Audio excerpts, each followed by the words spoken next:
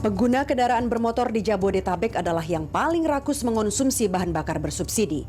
Pada 2012 saja, nilai subsidi BBM yang harus dibayar pemerintah kepada warga DKI Jakarta mencapai 15 triliun rupiah per tahun. Hingga semester pertama 2014, penyaluran BBM bersubsidi hampir menembus 23 juta kiloliter, atau separuh dari kuota tahun 2014. Untuk mengantisipasinya, pemerintah memutuskan mengendalikan BBM bersubsidi. Yang pertama, memerintahkan 26 stasiun pengisian bahan bakar umum atau SPBU di Jakarta Pusat tidak menjual solar bersubsidi. Langkah berikutnya, waktu penjualan solar bersubsidi di seluruh SPBU di Jawa, Sumatera, Kalimantan, dan Bali dibatasi antara pukul 8 pagi hingga 18 petang. Belakangan, berkembang ide menaikkan harga BBM bersubsidi untuk menekan pengeluaran di APBN tahun 2015. Basuki Cahayapurnama punya ide lebih maju, melarang seluruh SPBU di Jakarta menjual BBM bersubsidi mulai Januari 2015. Apa yang melandasi Ahok menggagas pelarangan penjualan BBM bersubsidi? Kita lanjutkan perbincangan dengan Wakil Gubernur DKI Jakarta Basuki Cahayapurnama dan masih bersama pemimpin redaksi Berita 1 News Channel Don Bosco Slarmon. Pak Ahok, tadi di segmen sebelumnya kan kita sudah berbicara soal sidak di Balai Pengujian Kendaraan Bermotor. Gimana sih kasusnya sekarang ini, karena mereka sudah tidak lagi beroperasi tapi masih saja harus datang tiap hari, absen tapi tidak ada kerja? Ya, kita lagi minta mereka untuk mengundurkan diri sebagai PNS. Atau kita proses pemecatan. Itu ada berapa puluh orang? 42 katanya, kalau salah. 42 apa? Ya saya nggak tahu 42 apa 47, 49. Kayaknya 42 kalau salah. Diminta mengundurkan diri atau? Kalau Anda mengundurkan diri, saya masih kasih Anda pensiun. Itu dramatis 42 itu Pak Ahok. Plus di tempat lain ada juga nggak? Tempat lain kan dinas perumahan saja. Dinas perumahan. Hanya satu, yang lain itu turunin golongan. Tapi kalau ke depan lagi, kita langsung main pecat-pecat aja. Kalau dinas pendidikan kemarin?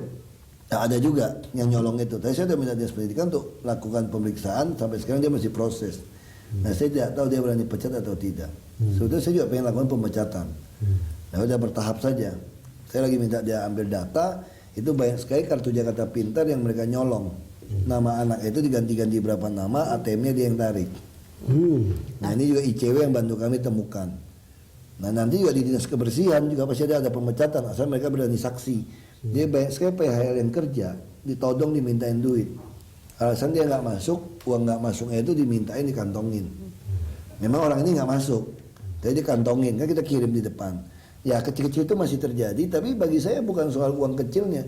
Ini menunjukkan mental orang seperti ini nggak pantas jadi PNS yang kita bayar mahal. Ya Pak Ahok, tadi Anda katakan kan ini sidak itu dilakukan bertahap. Kemarin giliran perumahan, terus KIR gitu. Nah, dinas apa lagi yang kemudian udah masuk dalam list untuk dilakukan dalam waktu dekat? Kayak KIRA itu KPK udah bantu kita masuk 2 minggu sebelumnya. Kita ada berapa relawan, mereka udah masuk kok, kirim foto, laporan SMS. Nah sekarang mereka kan terlalu naif, menganggap kita tidak tahu masalah. Karena hampir semua telepon saya 3 nomor kan selalu kartu nama saya dan nomor handphone. Tukang sapu semua punya handphone, mereka kirim. Nah saya yang baca. Nah, kalau yang anak-anak magang, staf saya begitu baca, dia kirim ke saya, taruh di grup, di BB kan di grup kita baca lihat. Nah kita turun kirim. Misalnya contoh kemarin kita temukan ada janda dari seorang karyawan PNS DKI yang inspektorat yang jujur, sampai rumah itu mau roboh. Nah, kita juga kirim orang pergi lihat. Kita harus bantu bangun rumahnya. Nah model-model itu kita dapat laporan dari SMS orang sebetulnya. Nah ada juga masyarakat bohongin kita juga kan. Misalnya wah sekarang KIR jadi sulit, cuma lecet mobil aja tiba nggak lulus. Wah apa benar, kita suruh panggil dia datang, cek. Memang mobilnya jelek kok, selama ini dia lulus, terus katanya dia nembak kan. Sekarang penyok-penyok kita nggak lulus, dia marah nggak lulus. Nggak bisa dong, kamu mesti beresin. Nah saya langsung suruh dinas kontak dia lagi, saya SMS baik lagi. Yang lu dasar nggak beres. network ini didesain atau ada begitu saja ketika Anda kasih? Kita terbuka. Sosialisasi. Kita ada email, sosial media, semua orang boleh datang. Boleh SMS kan. Mau magang juga boleh aja. Terus saya tidak ada ruangan, duduk bareng aja. Ya.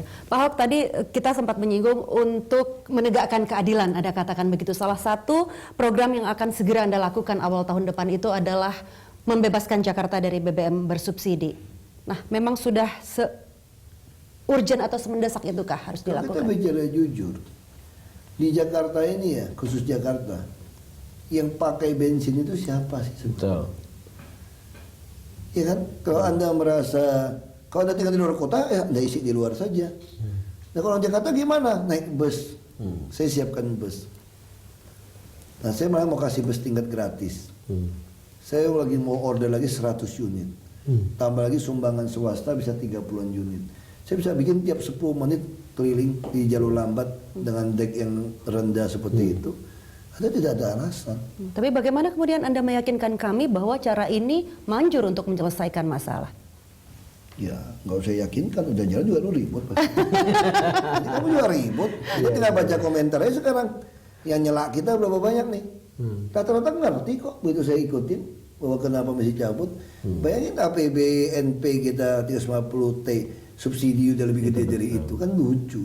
Ini bisa bangkrut nih bangsa nih. Ini kita defisit fiskal, defisit macam-macam nih. Anda tidak khawatir popularitas di kelas menengah itu akan jadi turun? Nggak usah pilih saya pikir. Yang penting negara ini diselamatkan. Nah pikiran saya, kalau ada yang lebih jujur dari saya, lebih mau kerja keras dari saya, ya kamu jangan pilih saya juga, bego kamu. Masa ada gubernur lebih baik dari saya masih mau pilih saya? Tinggal Anda pilih aja, Anda suka yang mana. Pura-pura depan sama kalian, kita bangkrut bersama. Tahu kan Anda sakit, yang paling penting itu apa? Kalau orang nggak punya duit, yang penting orang bilang jangan sakit kan gitu. Betul. Ini kalau Anda sakit, asal mau masuk puskesmas kelas 3, mau cabut gigi, mau nambal gigi, semua saya tanggung kok. Asal mau masuk kelas 3. Lalu kamu bilang nggak punya uang nih untuk naik bus. Busnya saya mau bikin tiket satu single tiket. Mungkin hanya bayar 300.000 sebulan, Anda bebas naik bus.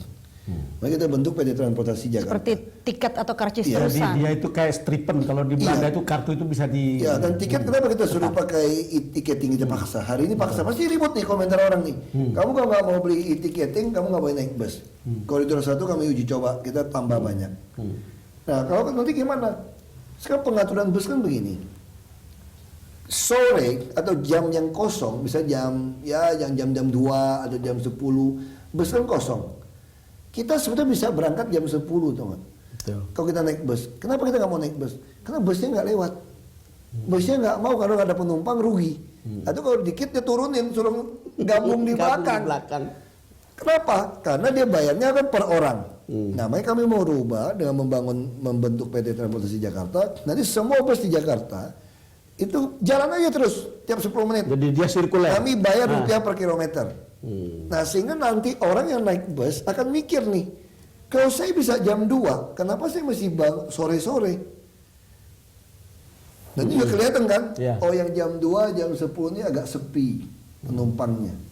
Kita bisa bikin, kalau yang pas jam yang kosong, kamu debit mungkin hanya 2.000 atau 1.000. Nah, atau kalau kamu KTP-nya udah 60, itu kan ada KTP semua nih.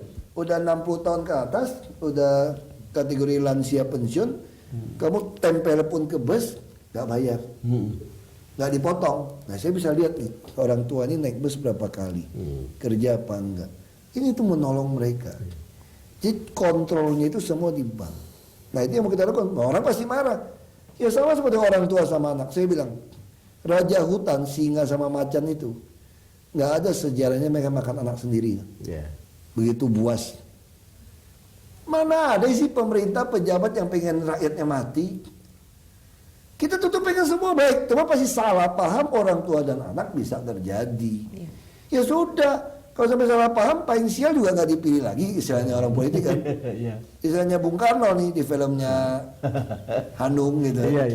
Biar sejarah yang akan membersihkan nama kita. Nah, kan gitu, biarin aja. Ini kembali lagi nih soal ke rencana program pembebasan BBM bersubsidi di Jakarta. Ini kan sudah menjadi wacana sejak 2012. Ya karena busnya gagal beli gara-gara korupsi kemarin. Itu yang menghambat. Iya, kalau busnya cukup, Pihak ketiga, terus PT-nya telat bentuknya, ternyata baru bisa beroperasi tahun depan.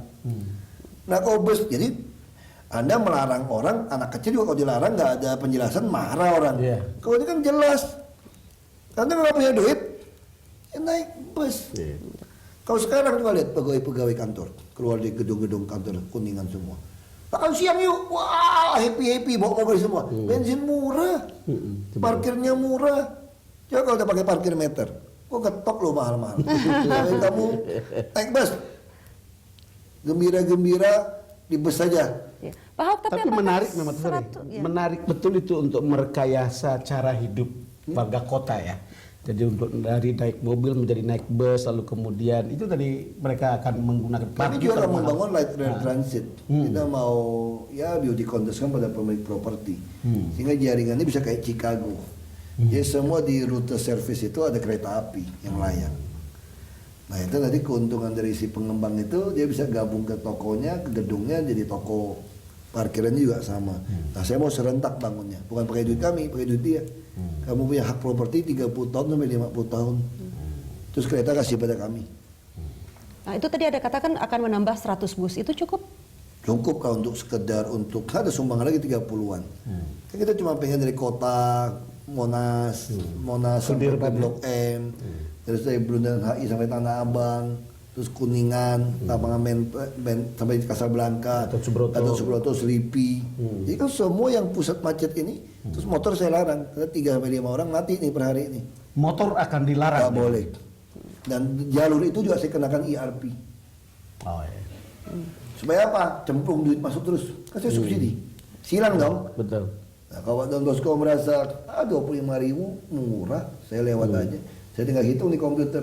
1 jam 1 rute masih lebih dari 1.500 mobil nih. Wah masih banyak duit nih, 50.000 aja. Benar kan? Makin down. Iya boleh. Kalau 50.000 masih penuh juga, ya 75 aja. Nah terus kalau nanti, itu boleh sepi nih, jumlahnya cuma 500 yang lewat nih. Itu turunin jam sekian, otomatis debitnya turun.